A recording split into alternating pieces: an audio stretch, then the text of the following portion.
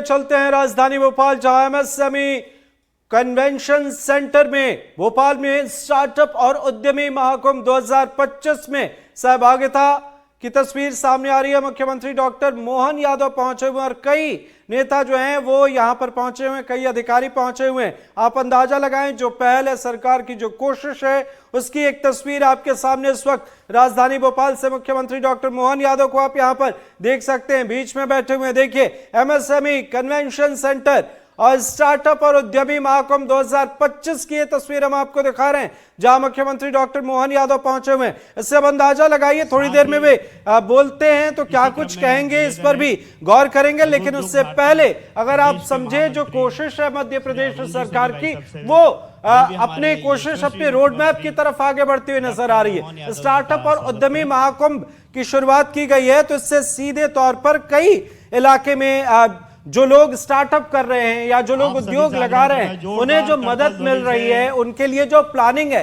सीधे तौर पर इसका एक बड़ा फर्क पड़ेगा। उससे भी बड़े अगर आप फर्क को देखें तो जो योजना है सरकार की, इसे जब धरातल पर बेहतर तरीके से ला दिया जाएगा तो इससे रोजगार पर भी फर्क पड़ेगा, इससे पलायन पर भी पाबंदी लगेगी। क्योंकि अभी मौजूदा वक्त में कई तस्वीरें हमने देखी हैं जिसमें रोजगार के लिए लोगों को दूसरे जगह जाना होता है, और यही कोशिश है सरकार की कि जो स्टार्टअप हैं और जो उद्यमी काम करना चाहते हैं, या आप कोई उद्यम, कोई बिजनेस की शुरुआत करना चाहते हैं, वो स्टार्टअप हो या उसको जो भी आप नाम दें, लेकिन वहां आपको मदद मिलती है। तमाम योजनाएं चलाई जा रही हैं और इसी से जुड़े हुए इस महाकुंभ 2025, ये महाकुंभ स्टार्टअप एवं उद्यमी महाकुंभ 2025 इसका नाम दिया गया है।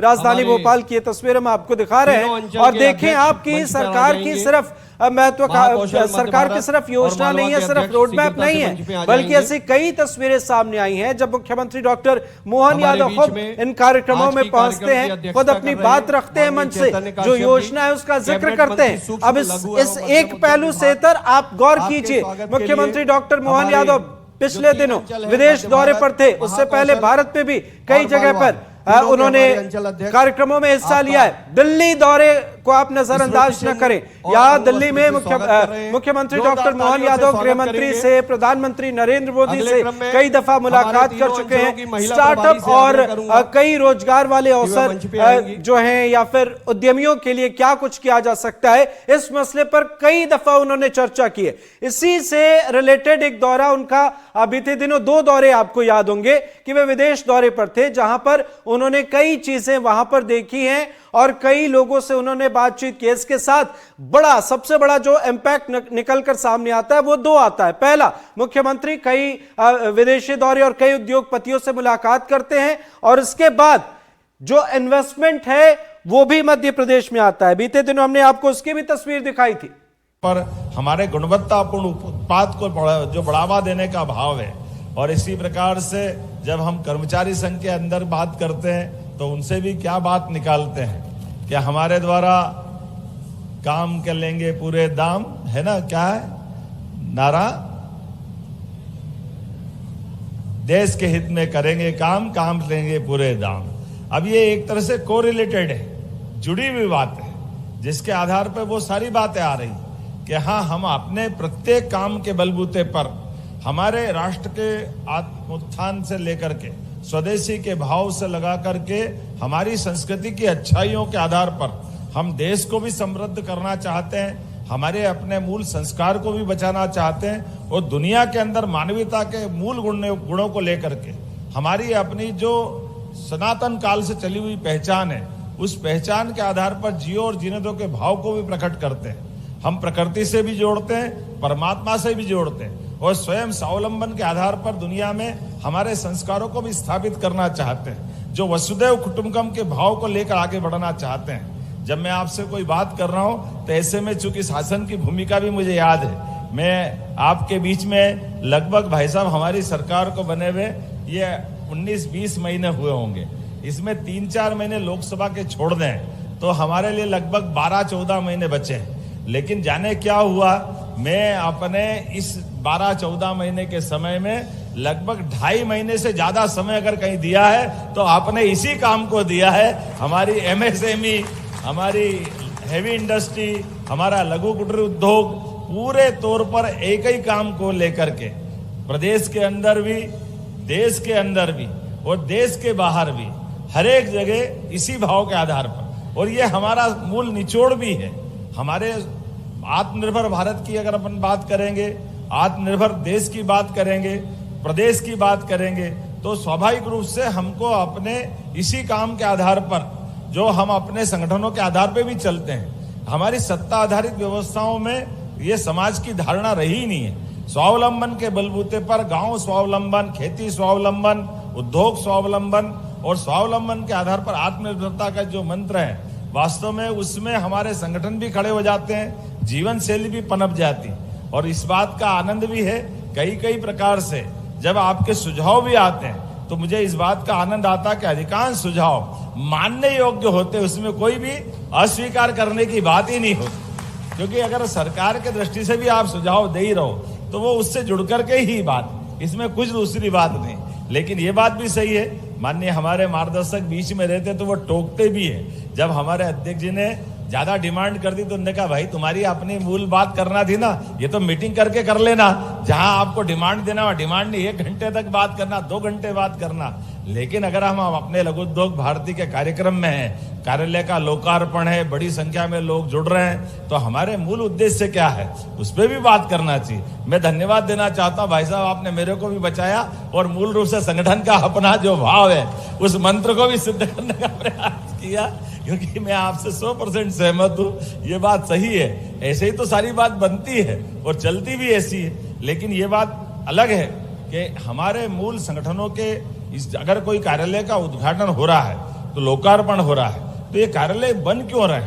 कार्यालय हमारे काम का आधार है। कार्यालय हमारे काम के आगे बढ़ने के लिए, प्रेरणा देने के लिए कई प्रकार से हमको लाभान्वित भी करता है और ऊर्जा भी देता है। ऐसे में एक भवन का लोकार्पण हुआ है, मेरी अपनी ओर से बधाई देना चाहता हूं लघु उद्योग भारती के नए भवन के आधार पर। और भवन भी कितना बढ़िया बना है, कहाँ हमारा अपने आपकी जो मैं संगठन की आयु देख रहा था, जो आपने ही बताई, लगभग 20-21 साल आपने लघु उद्योग भारती की आयु बताई, 31 साल। लेकिन 31 साल के साथ हमारा ये शताब्दी वर्ष भी तो चल रहा है, अगर हम 1925 से जोड़ेंगे। लेकिन ये जो निकलती शाखाएं हमको अपने सभी प्रकार से पुष्ट कर रही है, आनंद के साथ हमारे विचार के प्रति और हमारी गहराई प्रदान कर रही है, और उसका हमको एहसास भी हो रहा है। दोनों प्रकार से भवन बन जाए, लेकिन भवन में काम करने वाले लोगों की क्षमता कैसी है, उनकी आत्मा कैसी है, फिर सरकार के माध्यम से सरकार भी बनी है तो सरकार की परिस्थिति कैसी है, सरकार के काम करने की नीतियां कैसी है।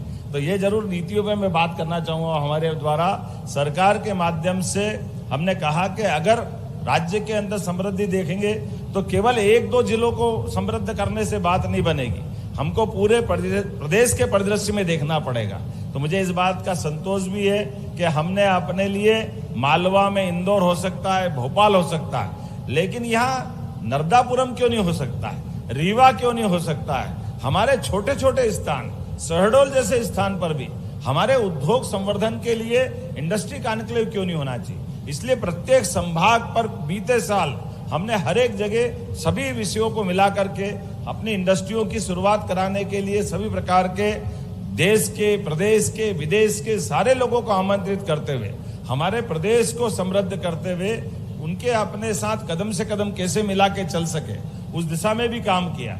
और जैसे 1 साल पूरा और GIS हुई, अब कितने आश्चर्य की बात थी कि भोपाल जैसी राजधानी केंद्र पे अभी 1956 में मध्य प्रदेश बन गया, लेकिन GIS हमारे लिए पहली बार भोपाल में हुई और यशस्वी प्रधानमंत्री ने आशीर्वाद दिया। हमें इस बात का गर्व भी है और ये वो चीज है जिसके आधार पर हमने कहा कि हमारे राजधानी और ऐसे हुए जुड़े हुए प्रत्येक नगर पे ध्यान जाना चाहिए। और GIS के बाद अब हमने अपने अलग अलग उद्योगों पे, क्या हमारे जिले में भी अगर माइनिंग के सेक्टर में कटनी का वजन है तो कटनी में देश भर के अलग अलग माइनिंग सेक्टर के लोग आना चाहिए। हमारा हिम्मत तब बड़ी थी जब हमने पहली बार ग्वालियर जबलपुर में इंडस्ट्री कॉन्क्लेव की।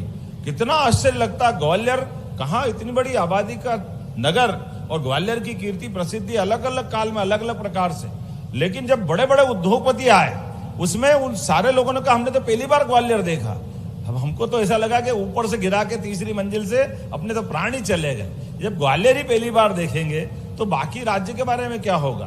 क्या ग्वालियर, क्या जबलपुर, ऐसी सारे क्षेत्रों में तो आज बदलते दौर में एक एक स्थान पर, ऐसे में जब आपने ये आपके बीच में इंडस्ट्री लगाने की बात कर रहे हैं तो आपकी कठिनाई पे भी ध्यान देने की आवश्यकता है। मुझे इस बात का संतोष है, जब मैं आपके कुछ विषय सुन रहा था, भाई साहब कुछ समाधान कर भी देता हूं, बात आ गई तो कोई परेशानी नहीं है। आपने कहा मॉर्टगेज पे डबल ड्यूटी, मैं आपको जानकारी देना चाहता हूं, जो आपकी परेशानी थी वो किसानों को भी परेशानी थी। हमने सरकार के माध्यम से सभी वर्गों का ध्यान रखा। किसान लोन लेता था, लोन लेने के लिए बैंक की तरफ से मॉर्टगेज कराने जाता है, मॉर्टगेज करा करके वो अपना लोन जब तक उसकी योजना है उसका लाभ भी लेता है, लेकिन लाभ लेने के बाद जब उसका लोन चुक जाता है, पटा देता है, लेकिन लोन पटाने के बाद भी वो मॉर्टगेज वहां बरकरार रहता है। ऐसे में किसान के लिए कभी और कोई नया काम करना हो, कुछ भी काम करना हो तो जाकर फिर ड्यूटी देगा, वहां अलग से परेशानी उठाएगा, और ये बड़ी कठिनाई वाला मामला था। हमने इस बात का मुद्दा ही हल कर दिया कि जैसे ही अगर यहां से लोन चुकेगा वो अपने आप मॉर्टगेज से मुक्त हो जाएगा।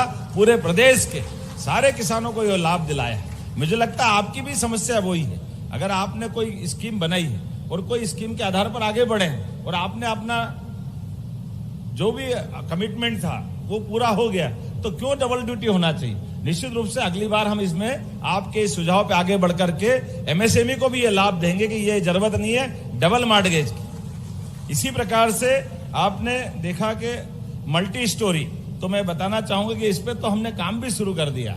यहीं आचारपुरा और मंडीदीप में यहाँ पे भी ये हमने अपने इस पे काम प्रारंभ कर दिया, और भोपाल के बाद ये नीचे तक ले जाएंगे कि छोटे छोटे उद्यमी।